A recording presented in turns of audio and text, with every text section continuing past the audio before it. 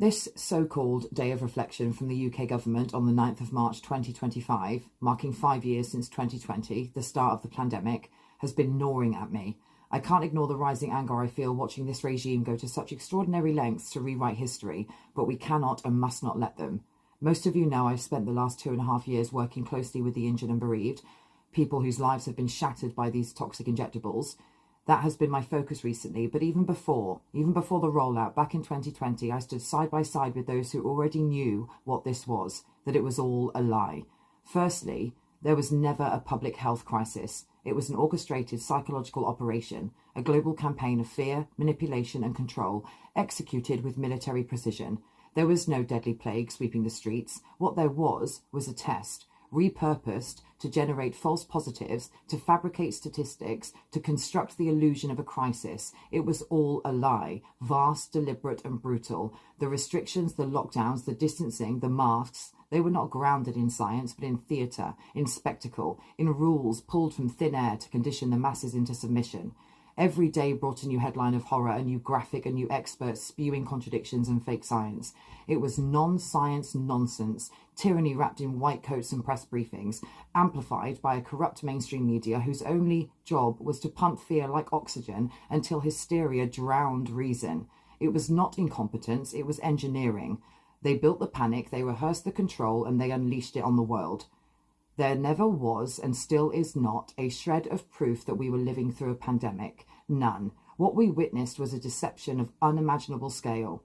And as far as the jabs, they weren't just rushed, they weren't just experimental, they weren't just unsafe and ineffective, they were toxic by design, engineered not to heal, but to harm, a tool not for health, but for compliance, control, and quiet annihilation, to injure, to disable, to destroy, to poison bloodlines and strip the sacred ability to create life itself. This was not medicine, this was bio-warfare, dressed in white coats and rolled out like salvation, and still the truth is being buried, but it's not going to stay buried for long.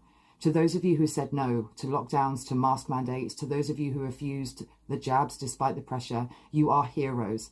While headlines screamed that anti-vaxxers were lunatics, that you should be locked up, denied NHS care, banned from life itself, from pubs, clubs, theatres, restaurants, festivals, you stood firm. You were called selfish, crazy conspiracy theorists. You were mocked, silenced, shunned, banned from travel, banned from flights, from your summer holidays. Some of you were betrayed by friends, even by family.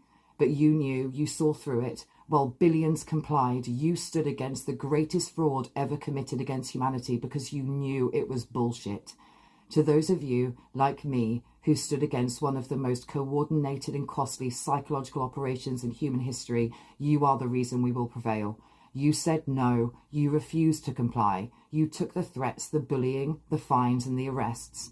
You stood in the streets when we were told to stay home and stay silent, when riot police lined up to intimidate us or brutalise us, when neighbours became enforcers. You looked into the eyes of tyranny and did not blink, while millions lined up at mass vaccination centres or modern-day extermination camps. You stood your ground. You rejected the lies, you rejected the mandates, and you rejected the poison. Many of you didn't just do it for yourselves either. You did it for all of us, for humanity.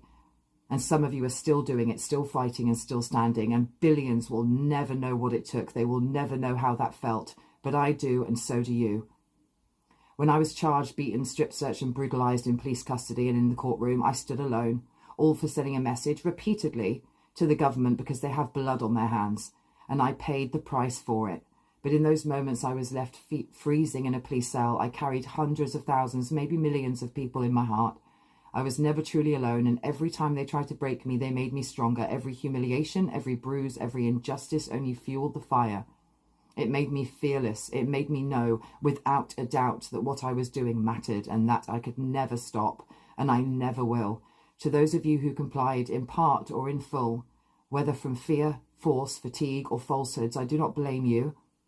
If you bowed under pressure, psychological, political, or personal, I understand. If you obeyed to avoid being an outcast, to keep a job, to see a dying parent or loved one, to escape the suffocating silence of lockdowns, I get it, because that was the plan all along, a campaign of coercion crafted with behavioural science and social engineering.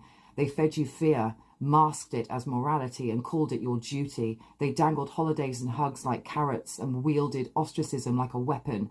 and billions complied, not out of malice but manipulation. But now many of you see, the veil has lifted. You've lost loved ones to lethal protocols. You've watched friends and family suffer from the so-called safe solution. Or maybe you carry the scars yourself. And I know some of you personally. Your courage to speak out now, despite the shame, the shock and the sorrow, it deserves respect, a deep respect. Because what they never wanted, what they feared most was unity. Unity between the masked and the unmasked, the jabbed and the unjabbed, the compliant and the defiant. They wanted the division to be permanent. They labelled us the unmasked, the unjabbed, the non-compliant, selfish, ignorant, stupid, insane, conspiracy theorist fruitcakes. The celebrities, the mainstream media and the government. But we were right. They built walls between neighbours, families and hearts. But those walls are cracking. And through my work, my life and my witness, I see it. They did not win. So to those who've opened their eyes, found their voice and stepped forward, even now, credit to you too. But I must right now, in the theme of reflection, give the deepest credit to those who said no from day one, who stood tall in the storm, who resisted the most expensive, militarised propaganda operation in human history. We were dragged through the mud, mocked, marginalised, arrested, and we still didn't bend. And you are the soul of the resistance, and you always will be. The spectacle continues, loud, grotesque and deliberate. Real criminals walk free. Paedophiles, abusers, corrupt TV personalities and politicians, even baby killers roam the streets while the government funds fake wars and genocide with your money. They let the elderly freeze and die in silence and isolation, yet somehow that rotten weasel in number 10 still has some believing your government cares. Enough. They don't give a shit about you. Not your daughter, not your mother, not your grandmother, not anyone.